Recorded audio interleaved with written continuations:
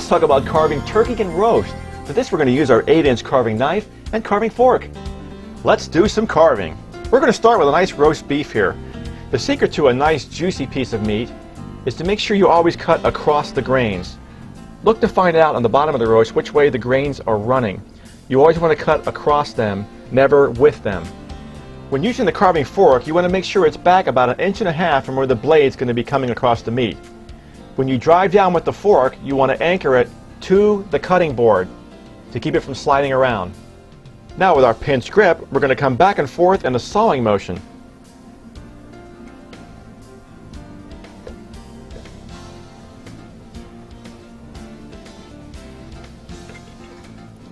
Another way to tell that you're cutting across the grain is the meat resembles a sponge. There are no lines running in through the meat.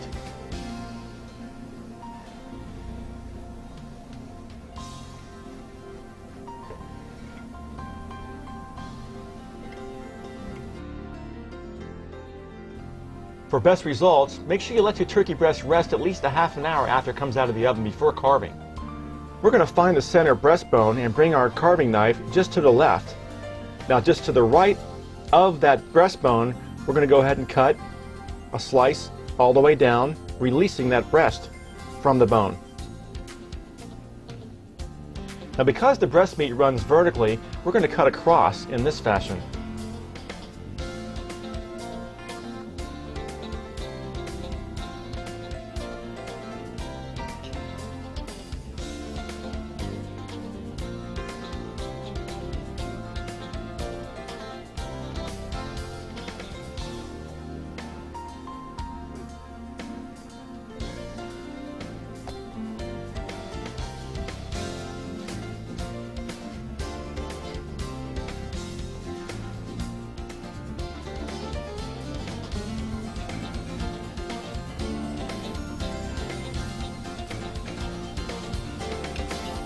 And now for the other side.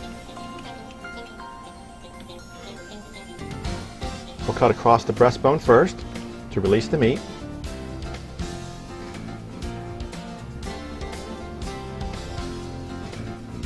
And then we'll come across.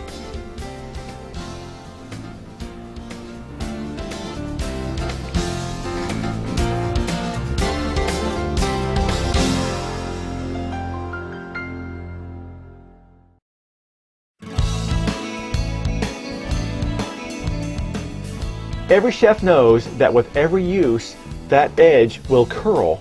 That's why it's so important to use a sharpening steel with every use.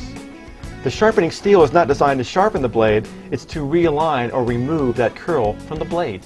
It's also important to know that you should never put your knives in the dishwasher. The heat and the detergents will attack the steel and the handles. It's better to hand wash them. To maintain that edge, we're going to use our honing steel, which is included in the set. To prevent metal bits from getting into your cutting board, cover it with a paper towel. We're going to hold our steel in a vertical position. Starting in a 90-degree position, half that to 45, and then half it again to 20 degrees. We're going to start at the heel of the knife, bringing it forward to the tip. Same goes for the opposite side. You want to do this about 4 or 5 times per side. If the honing steel is not doing the trick, it's time to move a little bit more aggressive. This is the diamond steel.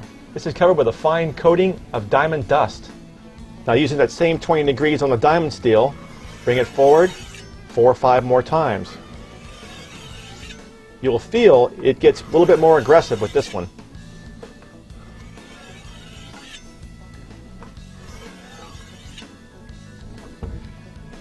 A diamond steel is a must for everyone's kitchen. And if you don't get good results with the diamond steel, it's time to break out the heavy artillery with the V sharpener.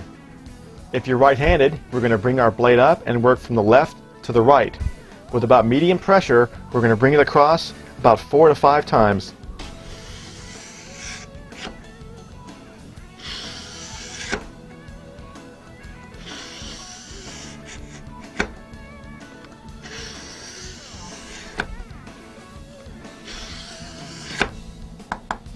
You actually see the metal bits appearing on the paper towel. which means you're applying your new edge. The safest way to clean your knives is to never use a damp towel to wipe your blade while it's in your hand. Place the damp towel on top of your cutting board and wipe your knife this way.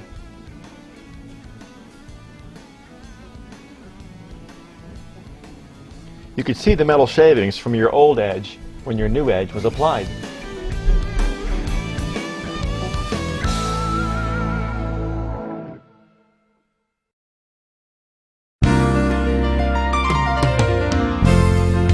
The correct way to hold your knife is to pinch the blade with your thumb and index finger and then place the other 3 fingers on the handle of the knife. This will make the blade an extension of your arm. Let's talk about the proper way to cut any item. Most cuts happen where your fingers are behind an item that you can't see that get hit with the knife. For safety reasons, bring your fingers up into what we call the claw position. Your thumb is also pointed in, as the rest of the fingers are, where the knife will be out of the way. Use your knuckle between the second and third as a guide for your knife to follow in an up and down motion. Let's talk about the 2 basic types of cuts. The first cut we're going to use is called the high cut on items that are taller. The high cut starts off with the blade driving into the board. Once making contact, finishes in a forward motion.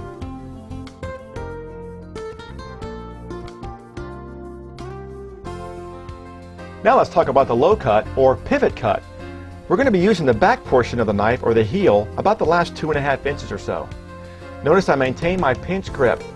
The actual blade on the tip from the top to about maybe 1/3 down is going to remain in contact with the cutting board at all times. This is where you're going to maintain your control. Once again, your fingers are in an up and down or claw grip with your knuckles as the guide. The tip is going to be on the board. We're going to drive forward in a forward cutting motion. All cutting is done with a forward thrust, never backwards.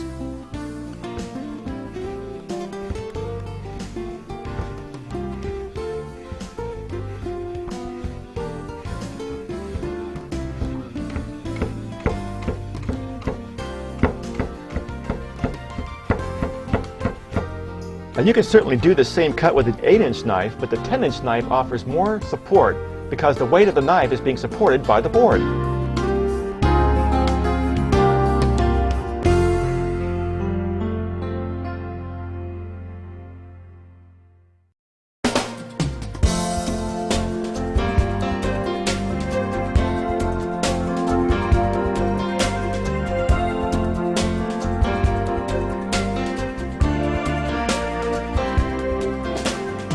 Let's take a look at slicing and dicing. Dicing means to cut into cubes.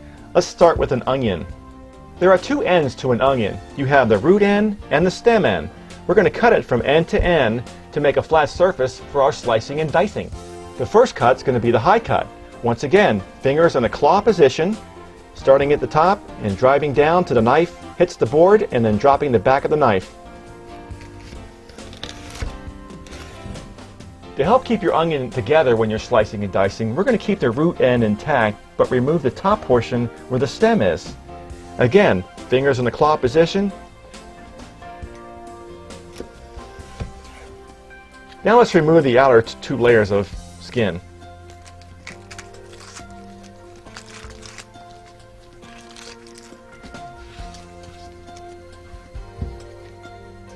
Now we're going to do some cross cuts on our onion. It's important not to cut all the way through to the root because remember, that's holding our onion together. Again, claw grip. We're going to bring the knife down about 3/4 of the way through the onion and drive straight down to the board. Come all the way across the top of the onion.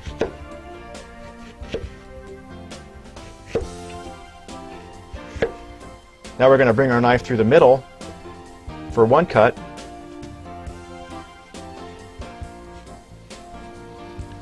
For some even dice.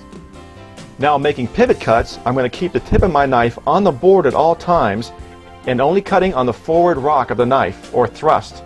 Don't forget your claw to the top of the onion.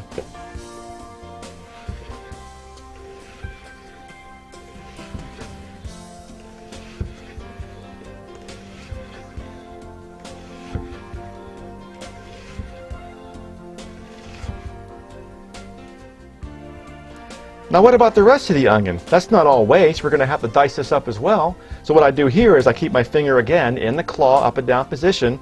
I bring the knife in a little bit of an angle, not quite 45-degree angle, and I bring it in to make larger pieces, turning. And then I do what they call a rolling dice.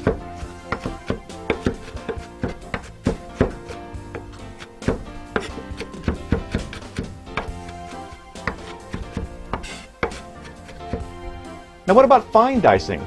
Let's go ahead and pull out our Asian cleaver. Don't forget that pinch grip. Let's try it on a bell pepper. Once again, we have our claw at the top. We're going to do a top cut and drive down. Tip hits the board. You finish your cut. We'll do the same to the back side. Now that both ends are removed, we have a nice flat surface to work with. We're going to start by bringing our knife down the side to make a slit all the way down.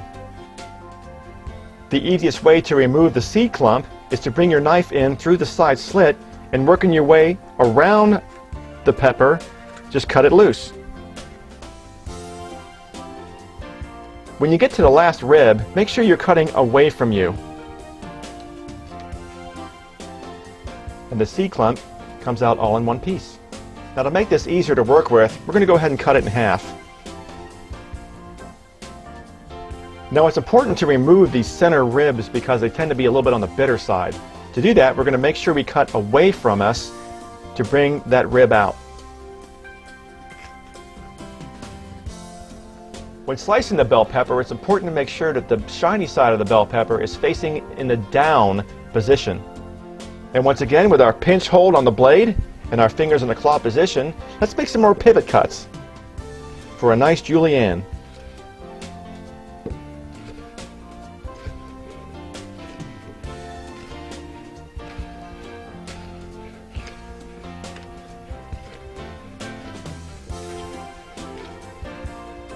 And now for the dice, we just turn our cuts this way, line them up, and with the same cut and the same hold on the knife blade, we're going to make a nice fine dice. It's important to make sure your fingers are walking back at the same speed that your knife is traveling across the item you're slicing.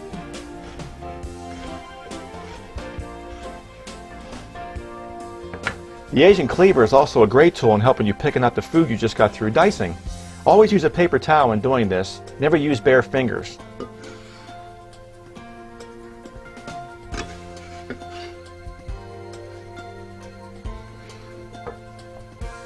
Now let's do some parsley. It's very important to make sure you rinse your parsley very well to make sure you get all those loose sand particles out of there. I like to leave the twist tie on mine or rubber band to keep everything together. It makes slicing and dicing so much more easier. The best way to chop our parsley is to roll it up into a nice tight ball first. Then we'll bring in our Asian cleaver with our pinch grip on the blade and our fingers in the claw position and do some chopping.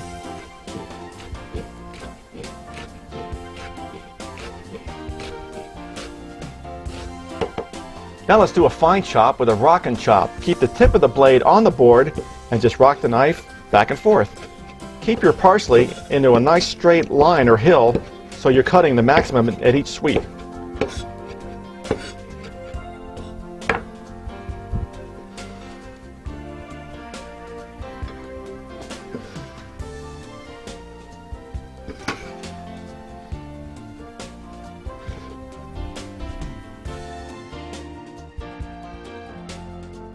The best way to remove the cloves from the head is to remove the stem piece first. Now we'll push on the stem piece to break up our cloves.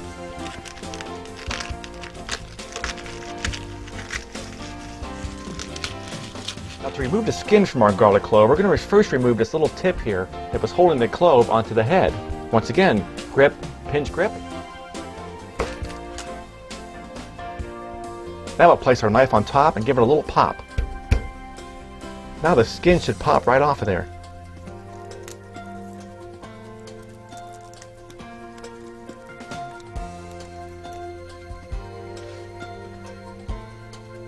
And we're going to dice the garlic in the exact same manner we did with the onion. We're going to leave the tip intact and just bring down some slices for a nice dice. Turn your garlic sideways. Again, fingers in the up and down position. Pinch on the blade hold for a nice small dice.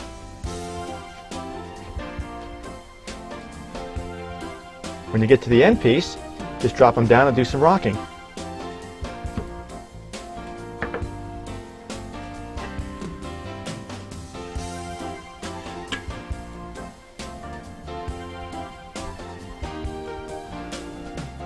Okay, let's take a look at the cantaloupe. We're going to start by making a flat surface on both ends by removing the top and the bottom.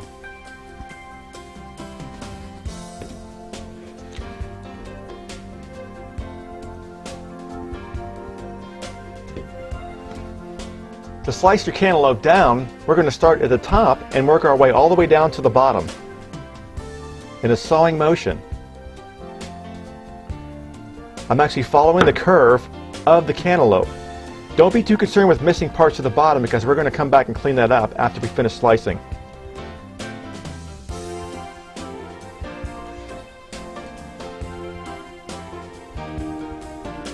The thinner the slices that you make, the more rounded that your cantaloupe will remain.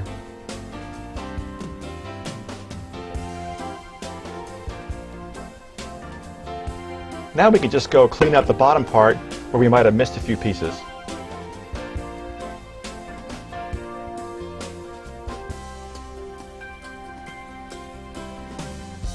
Now we'll cut directly in half.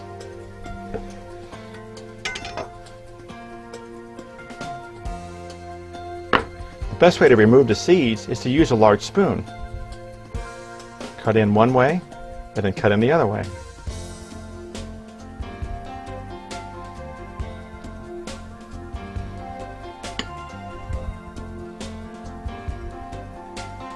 Now let's lay the cantaloupe over on the side that the core came out. And once again, with the pinch grip and your claw, we're going to do a high cut, driving down to make half-inch slices.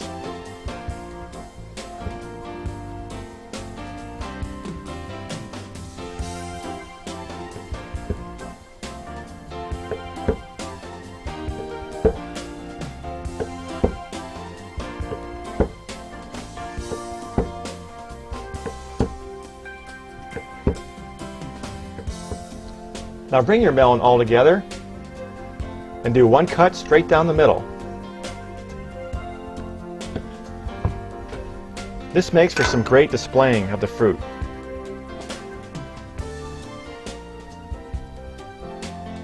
Let's do an avocado. We're going to use our 8-inch chef knife for this. Don't forget that pinch grip and that claw hold. We're going to start at the end of the avocado and come straight in until we hit the seed. Now we're going to bring our knife around as we're turning the avocado to go completely around.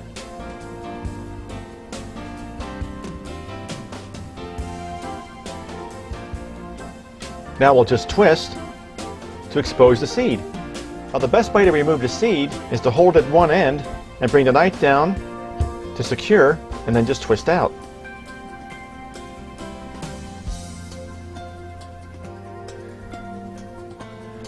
Now we'll just use a spoon to pull the meat out. Go halfway on one side, halfway on the other.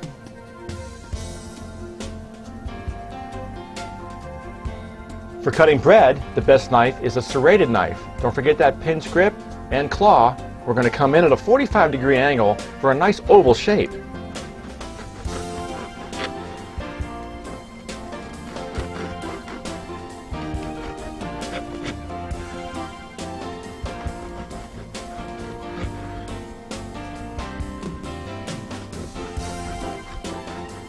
The secret to a great stock is to make sure your bones are broken down into smaller pieces so you get a better browning on them. This makes for a much richer, nicer stock. We're going to use the meat cleaver to do this. Be advised, this is only a one-handed operation. There is no second hand involved in this action. If cutting corn is tough for you, use the meat cleaver.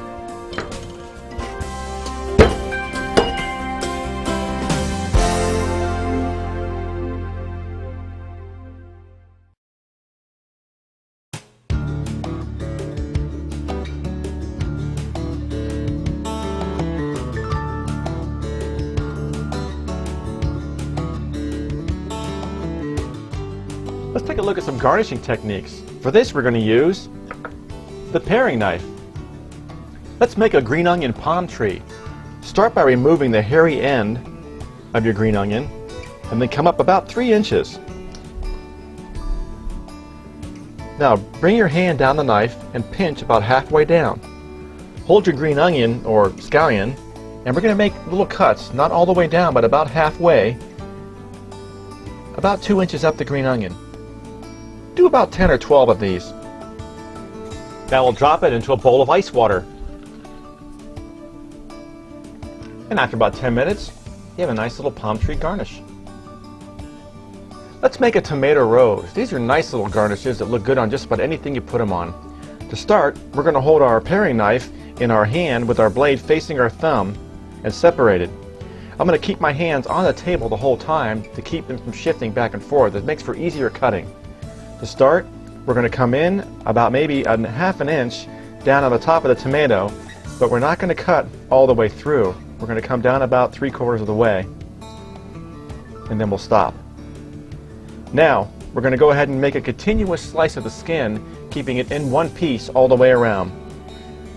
Bring your paring knife around and just start slicing a piece about maybe a half an inch or so all the way around.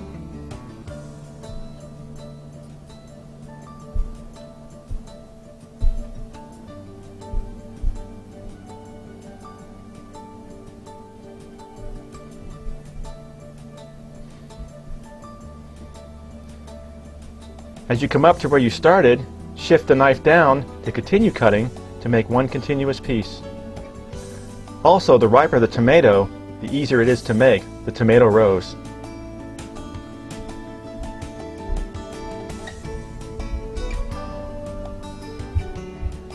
Now that we have our top of the tomato here and the entire skin all in one piece, we'll start on the one end, take our paring knife, wrap it around, and just roll it up.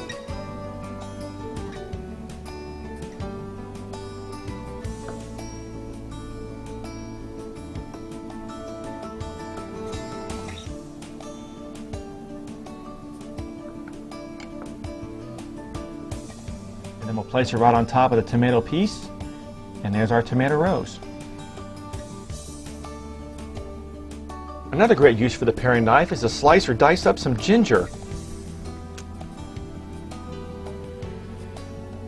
Using the pinch hold, just scrape the skin right off.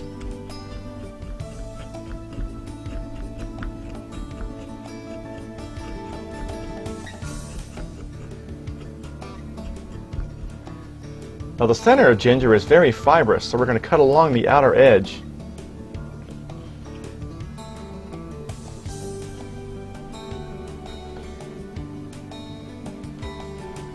And with our pinch grip again, we can cut some julienne cuts.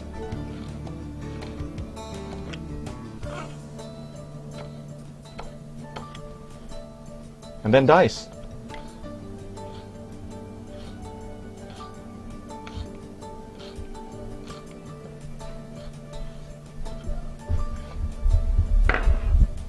Let's go ahead and clean some shrimp using our paring knife as well. We're going to start by peeling the shrimp.